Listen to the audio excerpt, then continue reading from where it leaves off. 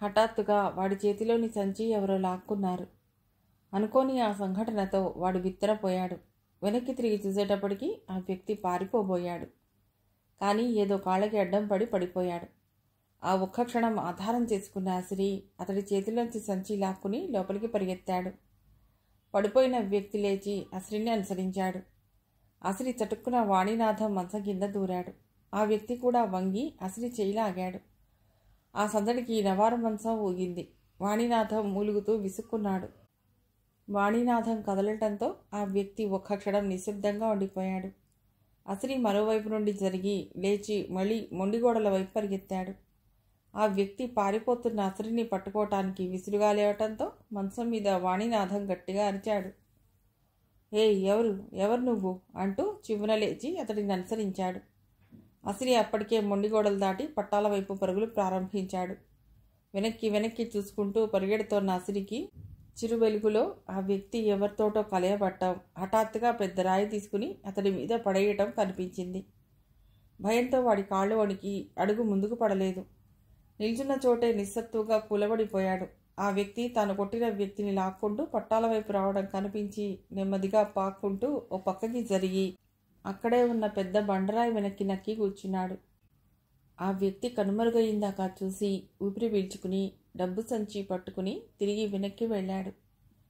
ఓ గొయ్యి తీసి సంచి దాచి తిరిగి మట్టి కప్పేశాడు. అప్పటికే తెల్లవారుతున్న సందడి.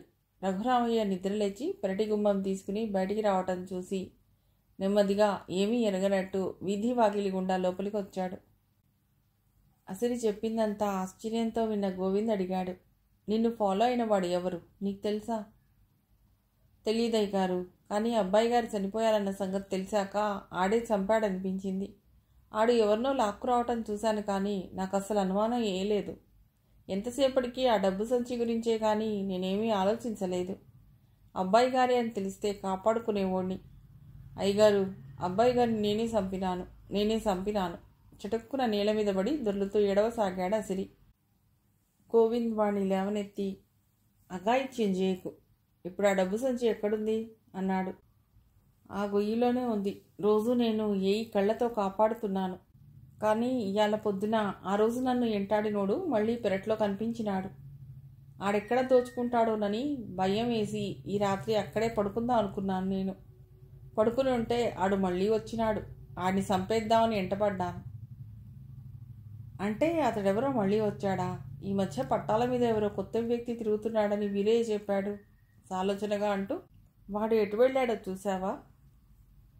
సర్పంచ్ గారి మామిడి తోపుల్లోకి పారిపోయినాడు బాబు అన్నాడు అసిరి. రా నాతో, మరో మాటకు అవకాశం ఇవ్వకుండా చటుక్కున లేచాడు గోవింద్. అసిరి అతడి స్కూటర్ వెనకాల ఎక్కి కూర్చున్నాడు. 10 నిమిషాల్లో సర్పంచ్ గారి మామిడి తోట వైపు చేరింది స్కూటర్. అంతటా నిర్మానుష్యంగా ఉంది. ఎటు చూసినా గుబురుగా పెరిగి ఉన్నాయి మామిడి చెట్లు. దారి మొత్తం పిచ్చి మొక్కలు, ముళ్ళు. లోపలికి వెళ్ళటానికి దారి సరిగ్గా కనిపించటం లేదు. ఎక్కడా ఏ సవడి లేదు. గుడ్లగూబలు, కీచురాళ్ల రొద తప్ప. పెదవి కొరుక్కుంటూ నిలబడిన గోవింద్ తిరిగి అసిరిని ఎక్కించుకుని అతడిని రఘురామయ్య గారింట్లో దింపి బయటకి పంపవద్దని చెప్పి, ఆఖరి రైలేదన్నా వచ్చేదుందా అన్నాడు. ఏమీ లేదన్నాడు ఆయన. మళ్ళీ వస్తాను అంటూ స్టేషన్కి బయలుదేరాడు. అసిరి వాలకం ఇన్స్పెక్టర్తో రావటం, అతను వాడిని బయటికి పంపొద్దని చెప్పటం, ఇదంతా ఎందుకో ఏమిటో అర్థం కాని రఘురామయ్య అయోమయంగా ఉండిపోయాడు. ఆ రాత్రి పట్టాల మీద కానిస్టేబుల్స్తో పాటు అతడు కూడా వాళ్లతో పాటు అక్కడే గ్రేగ కళ్లతో కాపలా కాస్తూ కూర్చున్నాడు. అసిరి చెప్పిన వ్యక్తి ఎవరైనా రాత్రంతా మామిడి తోటలో దాక్కోవటం అసంభవం. వాడెవడో ఈ ఊరువాడు కాదని చెప్పాడు వీరయ్య.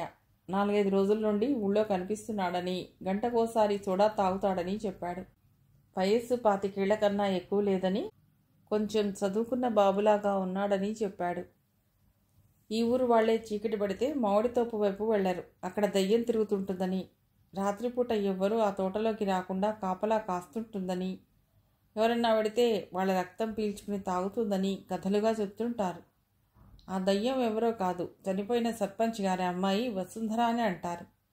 సర్పంచ్ గారి అమ్మాయి వసుంధర ఎవరో ఒక అబ్బాయిని ప్రేమించి రోజు చీకటి పడిందాకా ఆ తోటలోనే గడుపుతుండేదని, ఒకసారి సర్పంచ్ గారి కంట ఆ అబ్బాయితో కనిపించిందని, పరువు కోసం పాకులాడే సర్పంచ్ అక్కడికక్కడే వాళ్ళిద్దరినీ గొడ్డలితో నరికి చంపాడని, ఆ తర్వాత తోట ఓ మూతుబరికి అమ్మి ఊరు నుండి వెళ్ళిపోయాడని అంటారు.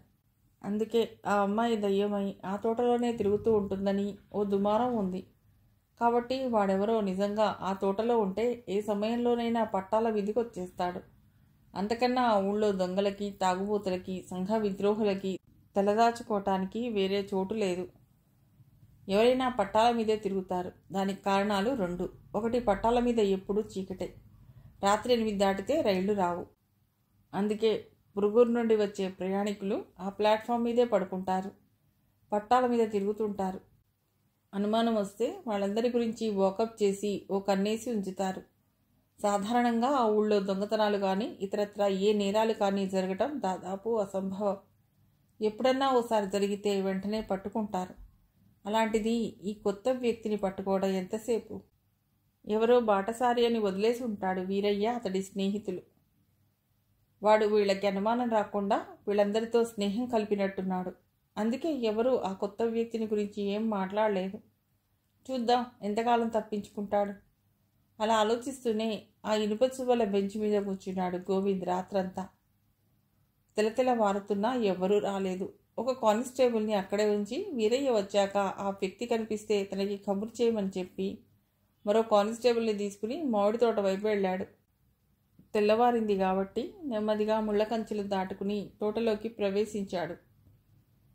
మామిడి పూత దట్టంగా వేసింది చెట్లన్నిటికీ. అక్కడక్కడ చిన్న చిన్న పిందెలు గాలికి రాలిపడ్డాయి. బాగా ఏపుగా గడ్డి పెరిగి ఉన్న దారి మధ్య మధ్యలో 10 అడుగులేసి ఆగిపోయాడు. ఎవరో ఓ కొత్త వ్యక్తి మామిడి చెట్టు కింద గాఢంగా నిద్రపోతున్నాడు. అతను పడుకున్న దగ్గర క్యాడ్బరీస్ చాక్లెట్ రేపర్, సిగరెట్ పీకలు పడున్నాయి. ఎంత ధైర్యం వీడికి అనుకున్నాడు. ఇన్స్పెక్టర్ ఆలస్యం చేయకుండా వడివడిగా అతడి దగ్గరకు నడిచాడు. అడుగుల శబ్దానికి కళ్ళు తెరిచిన అతడు చివ్వున లేచి బాణంలా పరిగెత్తబోయాడు. 2 కానిస్టేబుల్స్ విసురుగా వెళ్ళి వడిసి పట్టుకున్నారు అతడి చొక్కా కాలర్.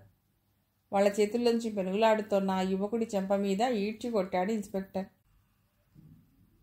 న్యూస్ పేపర్ చదువుతున్న లాస్య ఉలిక్కి పడింది. తిలక్ అరెస్ట్ వార్త పెద్ద పెద్ద అక్షరాలతో పడింది. సుప్రసిద్ధ నిర్మాత, దర్శకుడు వేమరాజు తిలక్ హత్యానేరం కింద అరెస్ట్ చేయబడ్డాడు. ఆమె కళ్ళు ఆ వార్త వైపు పరుగులు తీశాయి. వివరంగా మొత్తం ఆ రోజు జరిగిన సంఘటన దగ్గర నుండి రాసి తనని కిడ్నాప్ చేసినట్టుగా తిలక్ మీద అభియోగం మోపిన సుప్రసిద్ధ కథానాయకుడు విహార్. హత్య జరిగిన తర్వాత తిలక్ దర్శకత్వంలో వస్తున్న 2 సినిమాలకు కాల్ షీట్స్ ఇవ్వటం గమనార్హం. కాబట్టి కుమారి లాస్యని హతమార్చడంలో వీరిద్దరూ లాలూచీ పడ్డారని పోలీసులు అనుమానిస్తున్నారు. ఆమె చేతిలో పేపర్ జారిపడింది. వెక్కి వెక్కి ఏడవసాగింది. అనుకోకుండా లాస్య అలా ఏడవటంతో అన్నపూర్ణమ్మ బిత్తరపోయింది. లోపల గదిలో ఉన్న మృదుల, ఆమె భర్త గబగబా ఆమె ఏడుపు శబ్దం విని బయటికి వచ్చారు. మృదుల లాస్య దగ్గరికి వెళ్ళి భుజాలు పట్టుకుని కుదుపుతూ అడిగింది, లాస్య ఏం జరిగింది? లాస్య మాట్లాడలేదు. వెక్కిళ్ళు పెట్టి ఏడవసాగింది. మృదుల గబగబా వెళ్ళి వీధి తలుపు వేసి వచ్చింది. ఏం జరిగింది లాస్య? ప్లీజ్, నువ్వు ఇలా ఏడుస్తుంటే చూడలేకపోతున్నాను. చెప్పమ్మా లాస్య, చెప్పు.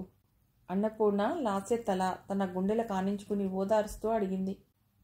లాస్య మాట్లాడకుండా ఆమె గుండెల మీద వాలిపోయి చాలాసేపు ఏడుస్తూ ఉండిపోయింది. మృదుల మంచినీళ్ళు తీసుకొచ్చి బలవంతంగా తాగించింది. కాసేపటికి సర్దుకున్న లాస్య పేపర్ చూపించి జరిగిన సంగతి అన్నది. విహార్ కూడా నన్ను ఇలా నమ్మించి మోసం చేస్తాడనుకోలేదు. నన్ను చంపాలని ఎందుకు ప్లాన్ చేశారో నాకు అర్థం కావటం లేదు. నాకంతా అయోమయంగా ఉంది అన్నది వెక్కుతూ. అంతా విన్న మృదుల అన్నది, లేదు, విహార్ నిన్ను చంపేవాడైతే నిన్ను స్టేషన్కి రమ్మనడు. రమ్మన్నవాడు కలవకుండా పారిపోడు. ఇంకెక్కడికైనా తీసుకెళ్ళి నేను అనుభవించినంతకాలం అనుభవించి ఆ తర్వాత ఎలాగోలా వదిలించుకోగల అవకాశం లభించేది కదా. అలాంటప్పుడు అతడెందుకు నిన్ను కలవకుండా వెళ్ళిపోతాడు? ఏదో జరిగింది. విహార్ బహుశా చాలా మెటీరియలిస్ట్ అయి ఉంటాడు. పోయిన వాళ్లతో పోతామా? నా భవిష్యత్తు ఎందుకు పాడు చేసుకోవాలి అనుకుని తిలక్ సినిమాలు ఒప్పుకుని ఉంటాడు. వాళ్ళిద్దరి మధ్య వైరానికి కారణం నువ్వే కదా. నువ్వే లేనప్పుడు వైరం పెంచుకుని ఏం చేస్తాడు? అతడు బతకనేర్చిన వాడే ఉంటాడు. అలాంటి వాడి కోసం నువ్వు బాధపడటం శుద్ధ దండగ. పోనీలే, వెధవలు అరెస్ట్ అయ్యారు. నువ్వు ఇక మీ ఊరు వెళ్ళొచ్చులే. లేచి మొహం గడుక్కో అంటూ లాస్యని బలవంతంగా లేవదీసింది. ఆమె అన్నది అక్షరాల నిజం. కొన్ని రోజులు బాధపడ్డా విహార్ని లాస్య మరణం బాధపెట్టినట్టుగా కుంగదీయలేదు. అతడు తిలక్తో డైరెక్ట్గా తలపడి నన్నెందుకు కిడ్నాప్ చేశావని నిలదీశాడు. తెలివిగలవాడైన తిలక్ నర్మగర్భంగా నవ్వి, పిచ్చివాడా, నేను నిన్ను కిడ్నాప్ చేసి ఉండకపోతే లాస్య హత్యా నేరం నీ మీద పడి ఉండేది అన్నాడు. అది ఎలా అతడి మీద మోపబడేదో, దానివల్ల అతడి జీవితం ఎలా నాశనం అయ్యేదో చిల్వలు పలువలుగా వివరించి చెప్పడంతో విహార్ నిజంగానే గాబరా పడ్డాడు. జరిగిందేదో జరిగింది, హత్యా నేరంలో చిక్కుకోలేదు, నయమైంది అనుకుని తిలక్ ఆఫర్ చేసిన సినిమా ఒప్పుకుని అగ్రిమెంట్ సైన్ చేశాడు. తిలక్ తను హంతకుణ్ణి కాదని ఎంతగా వాదిస్తున్నా హత్యాస్థలంలో దొరికిన కాలిబూట్లు, 100 నోట్లో కొక్కిన గుడ్డల మీద అతడి వేలి గుర్తులు ఆధారంగా అరెస్ట్ చేశారు. కానీ మరిన్ని బలమైన ఆధారాల కోసం అతని స్టూడియోలో స్టాఫ్ని, ఆర్టిస్టులని కలుసుకున్నాడు ఇన్స్పెక్టర్ ప్రతాప్. ఆ సందర్భంగా కనిపించిన విహార్ని చూసి ఆశ్చర్యంతో, శత్రువుతో చేయి కలిపావేంటి అని అడిగిన ఇన్స్పెక్టర్ ప్రతాప్కి విహార్ పై విధంగా చెప్పాడు. అయితే బల్బీర్ పోలీసుల ఇంట్రోగేషన్లో మొదటి నుండి తనకి తిలక్తో ఉన్న అనుబంధం నుండి లాస్య దగ్గర తాను వాచ్మెన్గా చేరటం, ఆమె మూమెంట్స్ కనిపెట్టి ఎప్పటికప్పుడు తిలక్కి సమాచారం అందించటం, వందన చనిపోయిన నాటి రాత్రి జరిగిన సంఘటన మొత్తం పూసగుచ్చినట్లు చెప్పాడు. వీడి తను మాత్రమే కాల్చే మాట నిజమే గాని ఈ హత్యతో తనకు ఎలాంటి సంబంధం లేదని అతడెంతో నిజాయితీగా చెప్పాడు. అయితే నిజానిజాలు పూర్తిగా తేలిందాకా అతడిని విడిచిపెట్టే ప్రసక్తి లేదని చెప్పాడు ప్రతాప్. తిలక్ మాత్రం తనని అన్యాయంగా అరెస్ట్ చేశారని మండిపడుతున్నాడు. తన నేరం రుజువు కాదని, తను తప్పక విడుదలవుతానని, ఆ తర్వాత ప్రతాప్ మీద డ్యామేజ్ కేసు పెట్టి 3 చెరువుల నీళ్లు తాగిస్తానని ప్రతిజ్ఞ చేయసాగాడు. మర్నాడు అతడిని కోర్టులో హాజరుపరచవలసి ఉండగా ఆ రోజు చాలా చిత్రమైన సంఘటన జరిగింది. పోలీస్ స్టేషన్కి కమలమ్మ వచ్చింది. ఆమె పూర్తిగా చిక్కిపోయింది. తిండి లేక కళ్ళు లోపలికి పోయి, మొహం పీక్కుపోయి నడవలేక వచ్చిన ఆమెను చూసి ఆశ్చర్యపోయాడు ప్రతాప్. ఆ రోజు వందన మరణించిన రోజున అందరినీ ఇంట్రోగేట్ చేస్తూ కమలమ్మను కూడా చూశాడు. దుఃఖంతో ఉన్న మనిషి నిండుగా ఉంది. అలాంటిది ఇలా ఎలా అయిందో అర్థం కాలేదు అతడికి. ఆవిడ వస్తూనే ఇన్స్పెక్టర్ కాళ్ళ మీద పడింది ఏడుస్తూ. అతడు నివ్వెరపోయాడు. అరే ఏంటమ్మా, ఏం జరిగింది, ఇలా కూర్చో అంటూ ఆమెను బలవంతంగా లేవదీసి కుర్చీలో కూర్చోబెట్టి కాఫీ తెప్పించి ఇచ్చాడు. మీకు 1,000,000 దండాలు పెడతాను బాబు. ఆ విధవని, ఆ దరిద్రుణ్ణి ఉరితీయండి. ఇది నా ఆఖరి కోరిక. నేనిక ఎక్కువ కాలం బతకను అన్నది వెక్కి ఏడుస్తూ. ఎవరు, తిలక్నా అడిగాడు విచిత్రంగా ఆమె వైపే చూస్తూ. అతడికి ఏం అర్థం కాలేదు. ఆవిడికి తిలక్ మీద ఇంత కసి ఉందా అని అనిపించింది. ఆమె తల అడ్డంగా ఊపింది. కాదా విస్మయంగా అడిగాడు. మరోసారి తల ఊపింది. వాడు బైరాగి, నా కొడుకు, బంగారు తల్లి, కన్న తల్లిలా భావించేది నన్ను. ఎంత ప్రేమగా చూసుకునేది, ఎంత గౌరవం ఇచ్చేది. అడిగినప్పుడల్లా ఎందుకు అని అడగకుండా బోలెడు డబ్బిచ్చింది. అంతా ఆ విధవ, ఆ తాగుబోతు విధవ మొగాన పెట్టాను.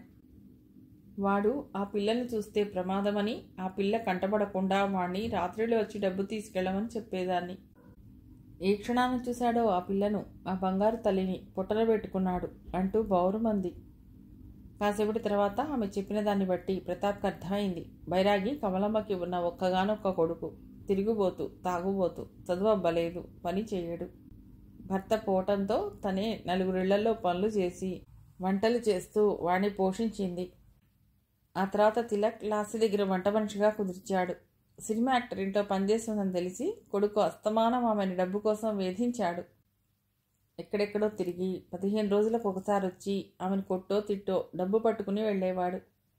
అతడి వ్యసనాలు తెలిసిన కమలమ్మ ఏం చేయలేక నిస్సహాయంగా అతడి చేష్టల్ని భరిస్తూ కాలం గడుపుతోంది. ఓ రోజు అతడు లాస్యని చూశాడు. ఆ పిల్ల మీద కన్నేశాడు. ఆ పిల్లని తనకి అప్పగించాలని, లేదంటే ఆమె పడగదిలోకి తనని తీసుకెళ్లమని తల్లిని వేధించసాగాడు. కమలమ్మ ఏం చేయాలో తెలియక అతడికి నచ్చజెప్పి పిచ్చి వేషాలేస్తే పోలీసులకు అప్పజెప్తాలని బెదిరించింది. దాంతో బెదిరెళ్ళిపోయాడు. అనుకోకుండా చాలా రోజుల తర్వాత ఆ రోజు రాత్రి బైరాగి బాగా తాగొచ్చాడు. అప్పుడు లాస్య, వందన లేరింట్లో. బ్యూటీ పార్లర్ నుండి ఇంకా రాలేదు. వస్తూనే బల్వీర్ దగ్గరికి వెళ్ళి బీడీలు తీసుకుని కాసేపు కబుర్లు చెప్పాడు. అప్పుడప్పుడు వస్తుంటాడు కాబట్టి, అతడు కమలమ్మ కొడుకని తెలుసు కాబట్టి అతడిని ఎవరూ అడ్డగించలేదు. ఆ రాత్రికి రాత్రి కమలమ్మ మళ్ళీ వంట చేసి పెట్టింది. సుష్టుగా తిని ఆమె పక్కనే పడుకున్నాడు. అతన్ని ఎక్కడ లాస్య గదిలోకి ఎడతాడోనని కమలమ్మ హడలిపోతూ అతన్ని కనిపెట్టి ఉంది. కానీ నిద్రమాత్రల ప్రభావంతో ఎక్కువసేపు అతడిని కాపలా కాయలేకపోయింది. ఆ రాత్రి లాస్య ఇంటికి తిరిగి ఎన్ని గంటలకు వచ్చిందో, బైరాగి ఎప్పుడు లేచి వెళ్ళి కాటేశాడో తెలియదు. తెల్లవారు లేచేసరికి బైరాగి వెళ్ళిపోయాడు. లాస్య హత్య చేయబడి ఉంది. ఆవిడకి గుండె జారిపోయింది. అనుమానం బైరాగి మీదికే పోయింది. కానీ ఆచూకీ తెలియని వ్యక్తి గురించి, కన్న కొడుకు గురించి ఎవరికి చెప్తుంది? ఏమని చెప్తుంది? అందుకే గుండెల్లో ఆ బాధ, అనుమానం దహిస్తున్నా భరిస్తూ వచ్చింది. ఆ రోజు నుండి ఎక్కడెక్కడ తిరిగాడో. ఒంటరిగా ఓ చిన్న గదిలో బిక్కుబిక్కుమంటూ బతుకుతోన్న కమలమ్మ దగ్గరికి వచ్చాడు. బాగా తాగి ఉన్న కొడుకుని ఇష్టం వచ్చినట్లు కొట్టి నిజం రాబట్టింది.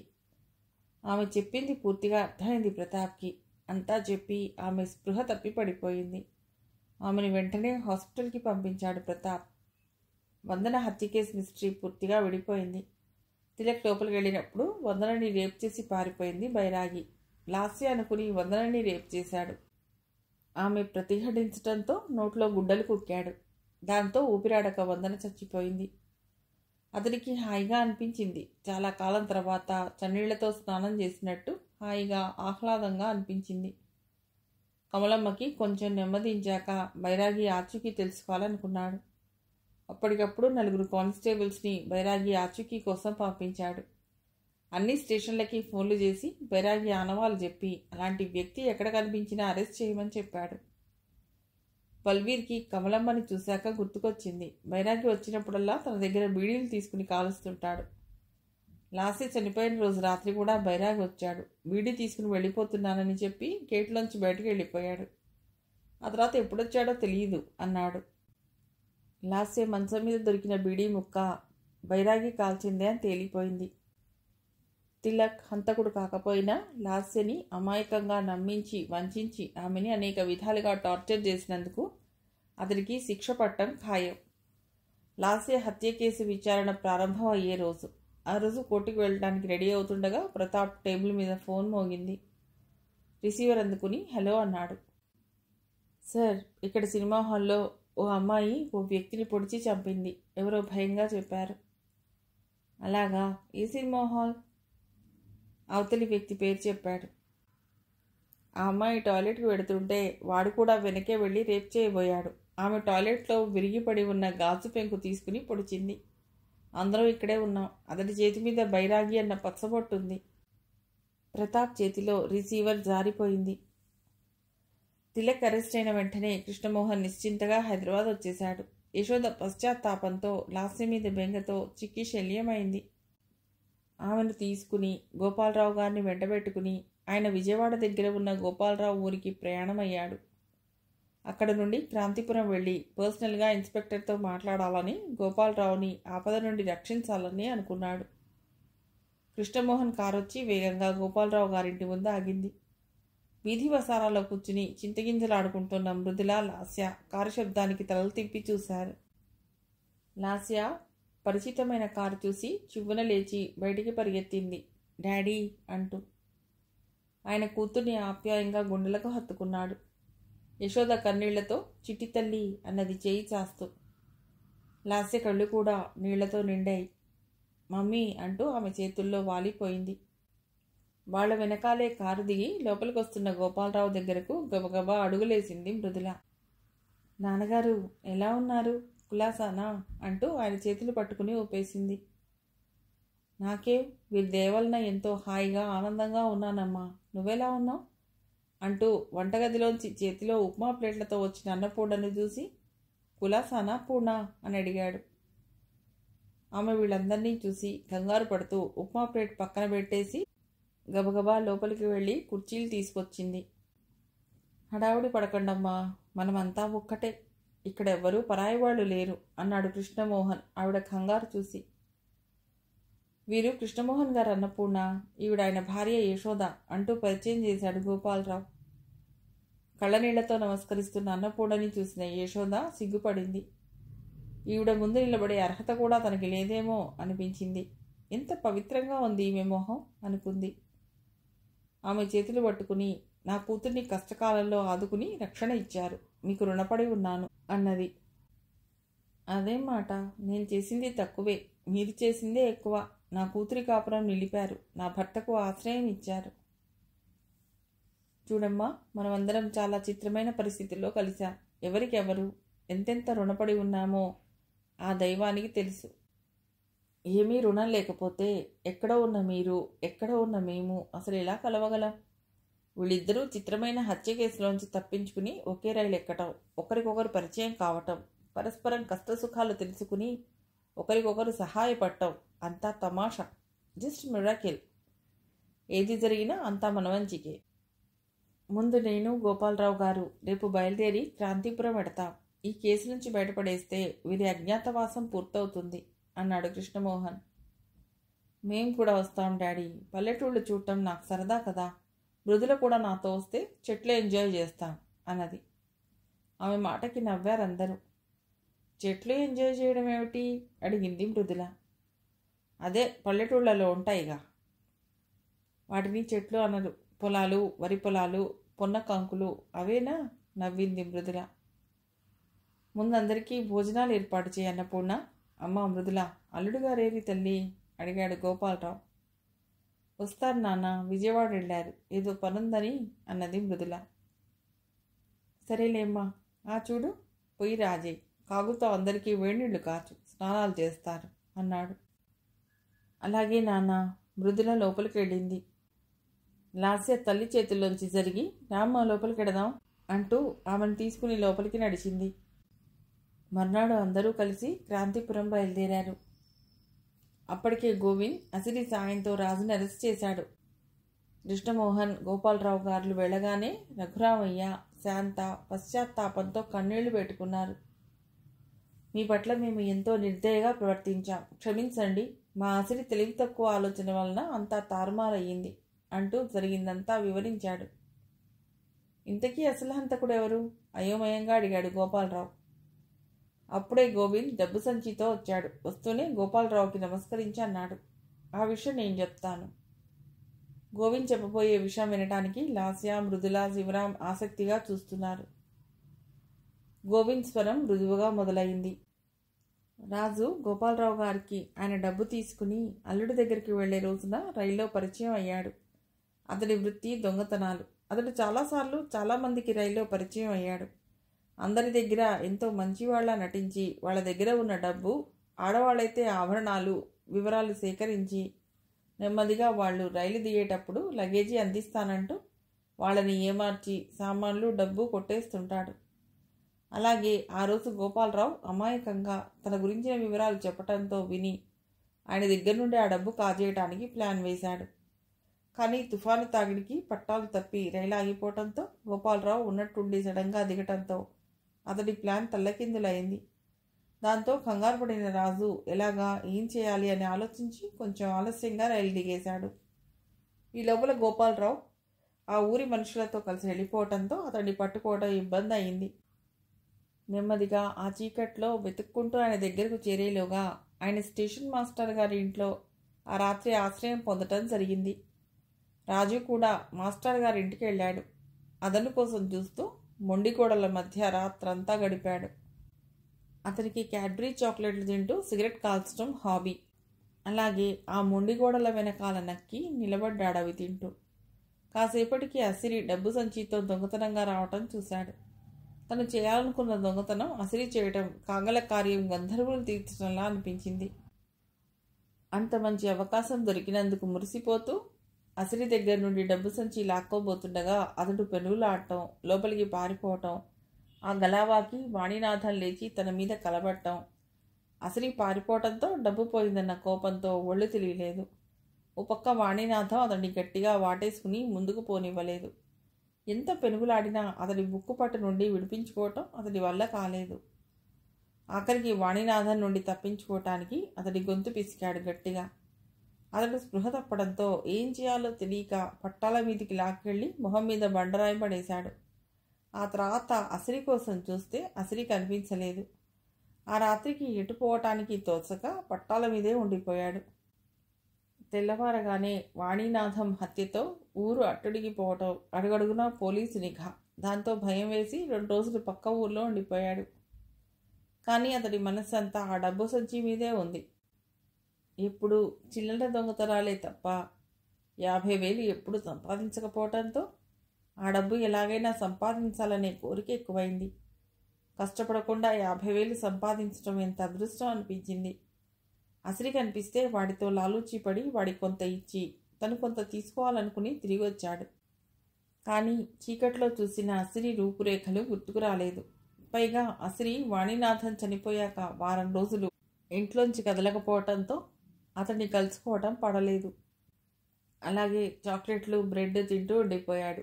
పొరపాటున ఎవరన్నా ఎదురై మీదే ఊరని అడిగితే తాను సర్వే డిపార్ట్మెంట్లో పనిచేస్తున్నానని, కాంతిపురానికి సర్వే కోసం వచ్చానని చెప్పి చేతిలో టేపు అవి పట్టుకుని తిరిగాడు.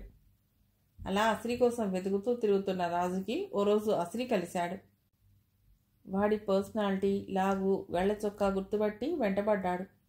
అది చూసిన అసిరి పరిగెత్తుకుంటూ వెళ్ళిపోయాడు. ఈ విధంగా అతడు డబ్బు గురించి మర్చిపోకుండా పట్టువదలని విక్రమార్కుడిలా దానికోసం ప్రయత్నిస్తూ చివరికి దొరికిపోయాడు. ఇంతకాలం నుండి నా దగ్గర విశ్వాసపాత్రంగా ఉంటున్న అసిరి మనసులో ఇంతటి ఆలోచనలున్నాయని ఏమాత్రం తెలుసుకోలేకపోయాను, బాధగా అన్నాడు రఘురామయ్య. మీరేం బాధపడకండి మాస్టారు. అసిరి ఆ డబ్బు తీయటంలో మంచి ఆలోచన తప్ప చెడు ఆలోచన లేదు. వాడిది వట్టి అమాయకత్వం అంతే. మీరు బాధపడటం చూడలేక ఆ పని చేశానని ఒప్పుకున్నాడు అన్నాడు ఆయన్ని ఓదారుస్తూ. ఆలోచన తప్పైనప్పుడు అది మంచిదా చెడ్డదా అని బేరీజు వేసుకోలేంగా ఇన్స్పెక్టర్ గారు. ఇంతకీ పాపం ఆ అమాయకుడిని అరెస్ట్ చేశారా అడిగారు మృదులా లాస్య. తప్పదు కదండి, నా డ్యూటీ నేను చేయాలి. చూద్దాం, కోర్టులో అతడి అమాయకత్వం ప్రూవ్ చేసి విడుదల చేయిస్తాను అన్నాడు గోవింద్. వాడు చేసిన తప్పే అయినా వాడి మూలంగా నా కొడుకు చనిపోయినా వాడి మీద నాకే కోపం రావటం లేదు. అన్యాయంగా పిచ్చి పని చేసి జైలు పాలయ్యాడే అని బాధగా ఉంది. త్వరలో వాడిని విడుదల చేయించండి ఇన్స్పెక్టర్ గారు అంది శాంత. అలాగేనమ్మా, నా ప్రయత్నం నేను చేస్తాను మాట ఇచ్చాడు గోవింద్. అంతా విన్న రఘురామయ్య, గోపాలరావులు బాధగా అన్నారు. ఏమిటో ఈ కుర్రవాళ్ళ ఆలోచన ధోరణి. ఎక్కడ చూసినా ఈ విపరీత పోకడలేనా? ఒకరు డబ్బు కోసం హత్యలు చేయటం, మరొకరు అమ్మాయి కోసం హత్యలు చేయటం. ఏమిటిది? ఈ యువతరం ఇలా తప్పుదారి పడితే రేపటి భారతదేశపు భవిష్యత్ ఏమిటి? తప్పు వాళ్ళది కాదు సార్, ఇదంతా మీడియా ప్రభావం. ఎక్కడ చూసినా యువతరాన్ని అన్ని విధాలుగా రెచ్చగొట్టే పాటలు, సినిమాలు, కార్యక్రమాలే కానీ యువకులను విజ్ఞానవంతులుగా తీర్చిదిద్దే కార్యక్రమాలు వస్తున్నాయా? ఏమన్నా అంటే ఇది యువతరం మాతరం అంటారు పిల్లలు అన్నాడు గోవింద్. నిజమే, ఈ తరం రాబోయే తరం కూడా వాళ్ళదే. పెద్దవాళ్ళు మేధావులు వారి జీవితకాలం అంతా పరిశోధించి సాధించిన ప్రగతి, అభివృద్ధి, అనేక విజయాలు ఈ ఆధునిక యుగంలో యువతరం అనుభవించడానికే గాని అది ఎలా అనుభవించాలో తెలియని అమాయకత్వంతో, అవగాహన రాహిత్యంతో కొట్టుకుపోతున్న యువతరం ఇదే మంచిదారి అనుకుంటూ చెడ్డదారిలో నడుస్తోంది. అందువలన వీరి కోసం పొందుపరిచిన ఆధునిక విజ్ఞానం, ఆధునిక నాగరిక జీవన సౌకర్యాలు అన్నీ వృధా అయిపోతాయి. ఈ విషయం తెలుసుకోకపోతే యువశక్తి నిర్వీర్యమై నిర్జీవమై పోతుంది. ఆ తర్వాత తరానికి మేధావులు మిగలరు, ఏ ప్రగతి మిగలదు అన్నాడు కృష్ణమోహన్. నిజం సార్, కరెక్ట్గా చెప్పారు అన్నాడు గోవింద్. సార్, మీ డబ్బు సంచి ఇదిగో. గోవింద్ గోపాలరావుకి డబ్బు సంచి అందించాడు. ఏది ఏవైనా నా వలన స్టేషన్ మాస్టర్ గారికి ఎంతో అన్యాయం జరిగింది. నేను ఆ అన్యాయానికి మూల్యం చెల్లించుకోవాలి. నా అదృష్టం కొద్దీ నా కూతురు బతుకు అమ్మాయి లాసే బాగు చేసింది. ఇప్పుడు నాకు ఈ డబ్బుతో పనిలేదు అంటూ గోపాలరావు తన చేతిలో ఉన్న డబ్బు సంచి తీసుకుని శాంత దగ్గరగా నడిచాడు. ఆవిడ వైపు చూస్తూ అన్నాడు, అమ్మా, పోయిన మీ అబ్బాయి ప్రాణాలు నేను తెచ్చివ్వలేను. కనీసం మీ అమ్మాయి కాపురమైనా బాగు చేస్తాను. ఈ డబ్బు తీసుకుని మీ అల్లుడు కోరిన వస్తువులు కొనిచ్చి మీ అమ్మాయి కాపురం నిలబెట్టుకోండి. శాంత చేతుల్లో మొహం దాచుకుని బౌరుమంది. రఘురామయ్య దుఃఖం అణుచుకుంటూ అలాగే శిలా విగ్రహంలా కూర్చున్నాడు. గోవింద్ బాధగా అన్నాడు, ఇది మాతరం మాతరం అంటూ విర్రవీగే కుర్రకారు ఈతరంలో కూడా కట్నాల కోసం ఆడపిల్లల తండ్రులను వేధించటం ఎంత దారుణం. జీవితం అంటే అల్లరి చేయటం, చిల్లరగా తిరగటం అని తప్ప జీవితపు విలువలు తెలియకపోవటం చేతనే కదా ఇదంతా జరిగేది. మావయ్య గారు పిలిచాడు శివరాం. ఏం బాబు? ఆప్యాయంగా అడిగాడు గోపాలరావు ప్రేమగా చూస్తూ అల్లుడిని. నన్ను క్షమించండి, నిజంగానే ఇన్స్పెక్టర్ గారన్నట్టు మాకు జీవితం విలువ తెలియకపోవడం చేత మిమ్మల్ని ఇబ్బంది పెట్టాను. నాకు లాసే ఇచ్చిన డబ్బు కట్నంగా కాదు, అప్పుగా తీసుకుంటున్నాను. బాబు శివరాం. అవును మావయ్య గారు, ఆ డబ్బుతో ఏదన్నా ప్రయోజనం గల పనిచేసి మనిషిగా బతకాలనుకుంటున్నాను. అంటే ఏం చేస్తారు? అడిగింది లాసే కుతూహలంగా. ఏం లేదు, నేను ఈ ఊళ్ళో అగ్రికల్చర్ చేయాలనుకుంటున్నాను. ఇక్కడ మంచి సాయిల్ ఉంది, కానీ వ్యవసాయకంగా అభివృద్ధి కనిపించటం లేదు అన్నాడు. అవును బాబు, నువ్వు అన్నది నిజం.